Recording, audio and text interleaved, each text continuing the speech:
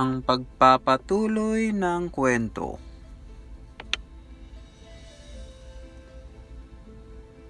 Rans, Mateo, tara, pag-usapan natin yung plano.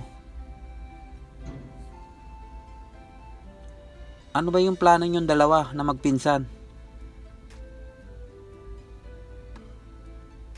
Alam mo, Mateo, dito sa probinsya natin, ang hirap maghanap ng trabaho. Ilang araw na kami naghahanap ng trabaho ng dalawa. Wala kaming makita. Tanong mo si Insan. Halos lahat na pinuntahan namin. Wala, hindi kami nakapasok.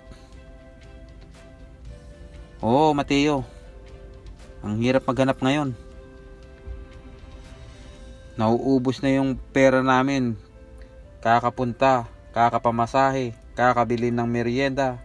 Wala pa rin nangyayari. Wala kaming nakukuhang papasukan.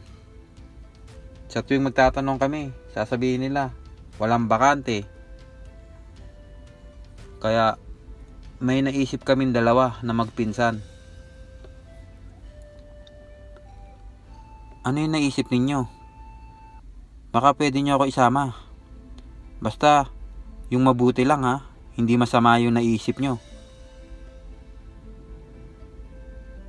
Ko naman, Mateo, akala mo naman sa amin mga masasama, parang hindi mo naman kami kilala. Mula bata, tayo na magkakasama. 'Di ba? Ikaw nga yung pasaway. Ikaw yung panay kuha ng bayabas doon sa eskwelahan. Huwag mo na ipaalala yun. Tagal-tagal na nun. Bata pa tayo nun. Ako nga taga-kuha. Kayo naman taga-kain dalawa. O sige na. Pag-usapan na natin yung plano. Sasama ka ba sa amin? Oo nga, sasama nga ako sa inyo. Basta sa kabutihan lang yung pupuntahan natin, hindi kasamaan. Ang plano kasi namin magpinsan, sa tagal na naming maghanap ng trabaho rito, wala kaming makita. Naisip namin na magpunta ng Maynila. Kasi maraming trabaho doon. Maynila? Sigurado kayong dalawa? Sa Maynila tayo maghahanap ng trabaho? Oo nga. Yun na nga yung decision namin. Kasi dito, wala kaming makitang trabaho. Kailangan ko munang kausapin ng asawa ko kung papayag siya. Kasi malayo na yun. Wala siyang kasama. Ikaw bahala. Basta kaming dalawa. Yun ang desisyon namin. Pupunta kami ng Maynila para makahanap ng trabaho. Oo, sige, kakausapin ko muna si Yumi. Kayo mag-alala. Papayag naman siguro yun. Kasi paubos na rin yung pera namin. At gusto na rin namin makagawa ng sariling bahay para makaalis na kami dyan sa apartment ni Marbs. Napaka-stricto. Tsaka wala pang oras ng bayaran, naniningil na agad. Parang hindi naman kayo nasanay kay Marbs. Alam nyo naman yan. May lahing inchik. Kaya mahalaga sa kanya yung pera. Oo nga, Mateo. Tama yung naisip mo. Gumawa kayo ng sarili nyong bahay. Kahit maliit lang, importante, bahay nyo. Kasi sayang din yung binabayad mo. Alam nyo ba sino yung mayaman? Si Madam Marbs lang. Hindi pa magiging sa inyo yung bahay. Bayad ka ng bayad kada buwan. Pero kung gumawa ka ng sarili mong bahay, kahit maliit lang, at least, sa'yo, wala kang binabayaran. Kuryente lang. Oo nga, tama kayo dyan. Kaya nga napag-isip-isip ko na maghanap na uli ng trabaho. Kasi mauubos na yung ipon namin. O sige. Kausapin mo na yung asawa mo. para malaman namin yung decision niya. At sa Sabado, luluwas na tayo. Para kung makahanap man tayo ng trabaho, Lunes, makapag-umpisa na tayo. Sige, iwan ko na muna kayo dyan.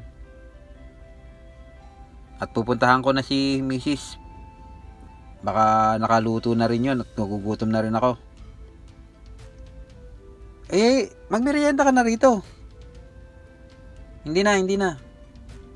Kasi sabi ko kay Yumi na hahanapin ko lang kayo at tatanungin. Tsaka nakaluto na yun. Sigurado ako, inaantay niya ako yun. Kakain na rin kami. O sige. Balitaan mo na lang kami ha, kung anong decision mo ha. Para alam namin.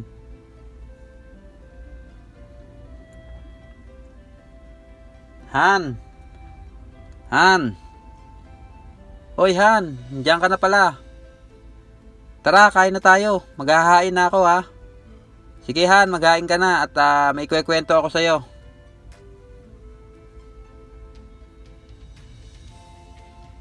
O tara, kain na tayo. Nakahain na ako. At ano nga pala yung ikukwento mo sa akin, Han?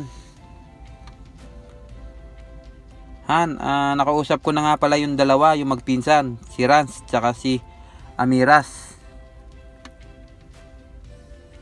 O ano sabi nila, Han? Nakakuha na ba sila ng trabaho nila? Sasama ka raw ba nila? Ipapasok ka ba nila sa trabaho nila? Hindi, Han. Wala pa silang nahanap. Sabi nila sa akin, dito sa probinsya natin, ang hirap daw maghanap ng trabaho talaga. Pero may plano silang dalawa. Aba, Han. Ayoko yung plano na yan ha. Baka masama yan. Hindi, Han. Makinig ka muna sa sasabihin ko. Plano kasi kanong dalawa maghanap ng trabaho sa Maynila. Ha? Sa Maynila? Ang layo nun ah. Oo, Han. Yun na lang daw yung paraan na makahanap ng trabaho sa Maynila kasi doon maraming bakante. Dito sa lugar natin, marami kasing nagsarado daw dahil sa pandemic. Kaya magsasapalaran na yung dalawa sa Maynila. Tinanong nila ako kung sasama raw ako. Kaya sabi ko kakausapin muna kita. Nasa iyo yun, Han. Ikaw ang magdidesisyon. Ako, kung ano yung gusto mo, susuportahan kita. Basta para lang sa pamilya natin, walang problema sa akin yan. Pero, trabaho ang pupuntahan nyo doon. Hindi mang bababae. Alam ko naman yung ugali ng dalawang magpinsan na yan, Han. Mahilig sa babae. Hindi, Han. Trabaho ang pupuntahan doon. Alam mo naman na may pangarap tayo. At gusto ko na rin makagawa tayo ng sariling bahay natin. Para maiwasan na rin natin yung bunganga ni Marbs. Masakit na rin sa tenga. Sa tuwing maniningil, baka mamaya nga, nandyan na mamaya yon. Ano pa lang ang date? Oo nga, grabe bunganga ni Marbs. Ewan ko ba dyan? May lahing inchik kasi. Kaya nagpapayaman ng nagpapayaman. Halos lahat tayo rito sinisigawan pagdating ng bayaran. Kaya nga, Han, naisip ko na maghanap ng trabaho para makapagpagawa na tayo. Kahit maliit lang na bahay. Basta yung atin. Ikaw, Han, kung ano decision mo, susuportahan kita. Walang problema sa akin. Sigurado ka, Han? Kaya mo mag-isa rito?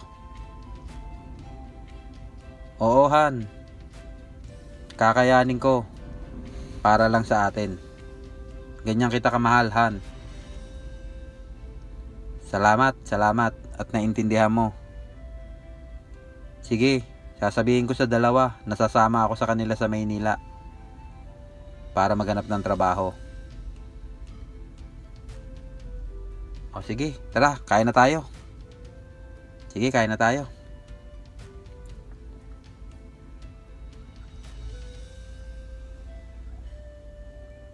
O ano, Ruel, wala pa ba tayong customer dyan? Anong oras na oh? Iilan pa lang yung mga pumapasok sa bar natin. Madam, baka nagsasawa na sila sa mga tauhan natin. Paulit-ulit na lang kasi yung mga mukha nila. Ganun ba? Sige, huwag ka mag-alala, Ruel. Maghahanap tayo ng mga bagong tauhan. Gusto ko yung mga macho para marami tayong customer na papasok. Alam mo naman, yung mga customer natin, gusto nila mga macho. At yung gwapo, pwede na yung cute. Kaya nga, madam. Sige, maglalagay ako ng karatula dito sa labas. Baka may mga dumaan-daan dyan na dayuhan at naghahanap ng trabaho. Makita nila yung ating placard at magtanong sa atin, pwede natin silang kunin. Ikaw bahala, Roel. Basta sabihan mo lang ako kung may mga bagong papasok Doon lang ako sa opisina. Yes, madam. O sige, asikasuhin mo na yung mga ibang customer dyan. At sabihin mo yung mga iba nating empleyado na galing-galingan nila yung paggiling Minsan nakikita ko parang mga puyat. Ano ba yan? Hindi ba yan natutulog? Maaga naman tayo nagsasarado Opo, madam. Sasabihan ko sila. Sige na. Ayusin mo na yung paglagay mo ng karatula sa labas. At para magkaroon na naman tayo ng bagong mga empleyado. At yung mga nangangayayat na dyan, yung nagmumukhang malnourished na yan, pagtatatanggalin nyo na yan. Nakakasira ng negosyo. Opo, madam. Sige po, asikasuhin ko na muna yung paglagay ko ng placard sa labas. Abangan ang susunod na kabanata. Makahanap na kaya ng trabaho ang tatlong magkakaibigan pag nagpunta ng Maynila? Itutuloy.